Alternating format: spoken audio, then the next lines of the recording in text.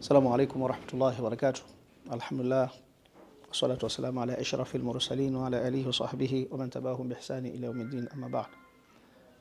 Mpenzi mtazamaji wa Online TV, nikiwa kama Muislam, mtu ambaye nipo katika jamii nzima ya kibinadamu hususan ya Kitanzania, na jambo kidogo ambalo nahitaji kulizungumza kwa muda mchache tu ili watu tuweze kulitafakari kwa pamoja, na wenye mamlaka pia kama wanaweza kulifanyia kazi basi waweze kulifanyia kazi.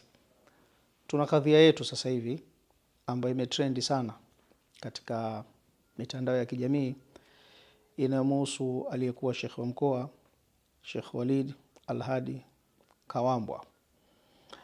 Na kadhia hii tumeiona ni kuondolewa katika ofisi ya Sheikh wa mkoa na hatimaye kuweza kuwekwa Sheikh Abbas Ramadhani, Mwenyezi Mungu amtilie nguvu katika hilo. Sasa tunachojadili au ninachotaka kuzungumza si kutolewa katika ofisi tu, kwa sababu waliomweka katika mamlaka wao kama wao wana nafasi ya kuweza kumfanya aendelee kuwepo au kumfanya aweze kutoka katika mamlaka yale. Kinachojiulizisha maswali mengi sana ni kwa namna ambavyo utenguzi huu ulivyofanyika katika kipindi hiki, kwa sababu tumeona tukio kubwa ambalo limetokea ni la mwanamke ambaye amekuja akajitokeza na kudai kwamba amezaa na Sheikh Walid. Na hapa sasa kuna kitu wanasema kuna contradiction. Akihojiwa na vyombo vingine vya habari, kwa mfano kama kuna chombo kimoja cha habari cha mwanamke mmoja, siwezi kumtaja, alihojiwa akakiri kwamba alikuwa ameolewa na Sheikh Walid. Lakini baadaye mtu huyu anakuja anabadilika, anasema kwamba hapana, mimi sijapata kuolewa na Sheikh Walid, yani kwa maana ya kutia nguvu kwamba Sheikh Walid amekwenda kinyume katika kuzaa naye. Lakini pia tunajaribu kusikiliza baadhi ya watu wanasema kwamba huyu mtu aliolewa na Sheikh. Baada ya kuolewa akakaa naye takriban muda mfupi, baadaye akaja akampa talaka akaondoka. Baada ya kuwa ameondoka huyu mwanamke akaolewa tena Burundi. Baada ya kuolewa, baada ya muda kadhaa akarudi akiwa na mtoto na kusema kwamba huyu mtoto ni mtoto wako wewe Sheikh. Sheikh alipoambiwa taarifa hizi, kwa ninavyosikia, akasema kwamba twende tukapime DNA ili kujihakikishia kama huyu mtoto ni wa kwangu au sio wa kwangu. Hapo ndipo tatizo lilipotokea.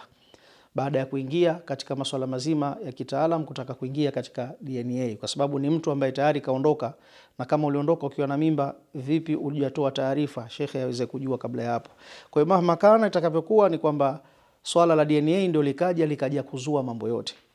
Sasa nini ambacho kimetokea baada ya hapo? Ni mwanamke kuja katika vyombo vya habari na kuzungumza aidha madhaifu yawe ya kweli au yasiyo ya kweli ya Sheikh Walid Al-Hadi. Sasa hapa ndipo kwenye tatizo ambacho nahitaji kuweza kuzungumza kidogo katika jamii yetu hii ya kibinadamu au jamii yetu hii ya Kiislamu kwa wakati wa sasa. Hivi tujiulize, kwa kwenda katika vyombo vya habari na kuzungumza matatizo ya ndani ambayo yamewakabili, ukayazungumza katika vyombo vya habari, unapata msaada gani kwa wale ambao unaokwenda kuhadithia zaidi ya kukufanya wewe ambaye umekwenda kutrendisha taarifa hizi aidha ukawa na tatizo la akili au ukawa na matatizo mengine yote ambayo si ya kawaida katika ubinadamu, ambayo unayo ndio yanayokufanya kuweza kutoa siri zako za ndani. Lakini ukimwangalia mlalamikaji mwenyewe anasema kwamba alikuwa anatishiwa maisha na Sheikh. Kutishiwa maisha, hili ni swala la jinai. Kwa nini mtu huyu kama ana ushahidi wa kwenda kutishiwa maisha, kwa nini asiende kuripoti katika vyombo vya ulinzi na usalama ili Sheikh aweze kuchukuliwa hatua na hatimaye kuweza kufunguliwa mashtaka ya jinai kwamba unatishia uhai wa mtu? Leo anakuja anazungumza katika vyombo vya habari, na nimeona juzi katika miongoni mwa vitu mwanamke anakiri yeye mwenyewe katika chombo cha habari, kila alikiri kwamba kaolewa.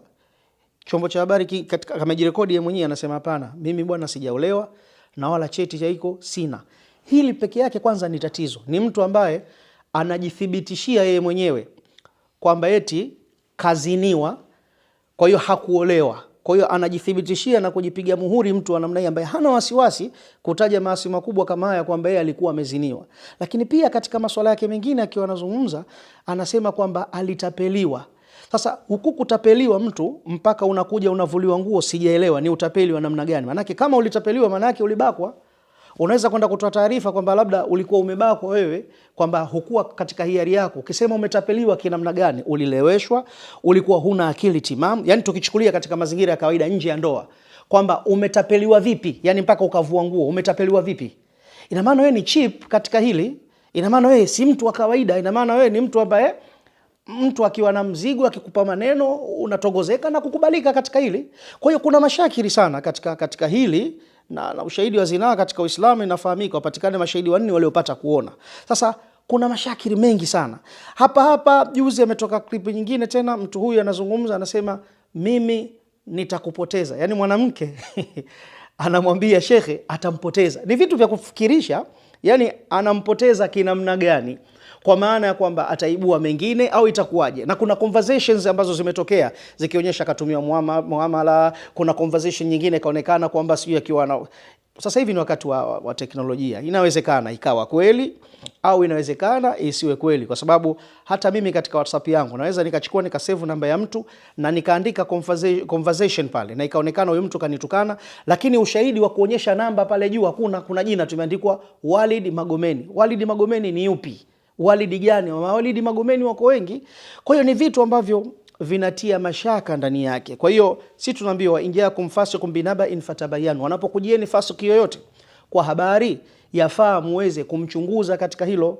Lakini pia nikirudi katika baraza letu kuu la Waislamu Tanzania BAKWATA, kwamba limefanya maamuzi yake, lakini katika maamuzi ambayo imefanya katika kipindi ambacho si cha kumtengeneza shekhe, ni kipindi ambacho cha kumharibia Sheikh Walidi, kwa sababu imekuja kashfa hii, basi hata wangetengeneza mazingira ya kumjengea heshima yake kwa ule ushekhe aliokuwa nao, kwa maana ya kwamba kama ni kumtoa wangemwambia bwana, tuhuma hizi hapa na zimethibitika, hizi hapa umefanya kweli. Sasa kwa kulinda heshima hiki ulichokifanya, tunakuomba ujiuzulu mwenyewe. Labda kama walimfuata akamwambia ajiuzulu, akakataa, akaamua kufanya vile, lakini kwa hikma na busara naamini ingefanyika hivyo. Na naamini hata viongozi wa dini zingine wapo wanaofanya makosa makubwa sana, makubwa tu, lakini hujapatapo kuja kuyasikia nje yakiwa yanazungumzwa. Yupo mtu mmoja ni kiongozi, alikuwa mbunge, tuliona mpaka video zake. Ni mchungaji, sio anajiita mchungaji, sio askofu. Tulimuona alipatapo kuwa mbunge. Tuliona video kabisa, tumeziona video hizi hapa, video yule bwana akiwa anafanya mambo fulani. Video zimetrendi kabisa, lakini watu wake wa kanisa walimtetea mpaka dakika ya mwisho, akaambia huyu hana mkono wa pawa, huu mkono wake mnone, wakati sura tunaiona kabisa na jamaa akiwa anaunguruma anamaliza habari zake, lakini alitetewa. Sasa maana yake nini? Ni katika kulinda heshima za watu, kwa sababu aliyempandisha Mwenyezi Mungu hakuna anayeweza kumshusha. Lakini pia mna nafasi ya kutafakari. Angalieni trendings katika social medias, pale ambapo Sheikh Walidi anawekwa, mwanamke akija yule akitoa taarifa zake, angalieni comments za watu, wana comments namna gani. Watu bado wapo na Sheikh Walidi wakiwa wanamtetea na kuzungumza, lakini kwa utaratibu ambao uliotoka, na Sheikh Walidi inaonekana ni kipenzi cha watu wengi. Maana yake ni kwamba kuna mazingira fulani ambayo mnamtengenezea mazingira magumu shekhi wa sasa katika kufanya kazi. Patatulia, lakini katika wakati wa sasa mkisoma comments mtaona watu wanakwenda katika namna gani. Kwa hiyo nilikuwa napenda, kwa sababu ishatokea, lakini busara ingetumika kwa jinsi gani ya kuweza kumuondoa. Lakini pia kwa mwanamke yule, ushahidi anaotoa na mazungumzo anayozungumza, kwa kweli anatoa mashakiri. Kwa wale wanaofuatilia social media wataona juzi alikuwa anatangaza matangazo ya dawa za kuondoa nywele za huko sehemu za siri. Yani yeye ndo sasa ndo kasha trendi, kawa mtu maarufu, anazungumza vile kama Kiswahili cha wapi sijui, anazungumzia. Yani kwa kweli ni vitu ambavyo vinatia mashakiri sana, lakini kikubwa zaidi ni kwamba namuomba Mwenyezi Mungu aendelee kumpa subira Sheikh Walidi, inshallah. Hili nalo litapita na maisha lazima yaendelee. Kwa hiyo kikubwa, zinapokuja taarifa, basi tujaribu kuzifuatilia kwa uhakika wake, alafu tusihukumu bila kusikiliza upande wa pili unasemaje. Tusisikilize katika upande mmoja, lakini kila anachokizungumza udada kwa kweli kinakuwa kinauliza maswali, kinakuwa na maswali mengi zaidi kuliko majibu. Mpaka wakati wa sasa haujapatikana ushahidi wa kuthibitisha katika hili. Kama yapo mengine ambayo hatuyajui, tutazungumza mengine, lakini katika hili tunasema kwamba ushahidi wake bado haujashiba. na kama ni ndoa, si tunaamini kwamba alioa kwa sababu kilionyeshwa cheti, na kama hajaolewa na mwanamke anasema yeye hajaolewa, kuna contradiction. Huku kasema kaolewa, alafu huku anakuja kusema hajaolewa. Ni vitu vyenye kuchanganya. Sasa ni kama utaratibu fulani ambao upo katika wakati wa sasa kuwatafuta watu ambao wanaweza kuwaharibia mashehe au viongozi wa dini.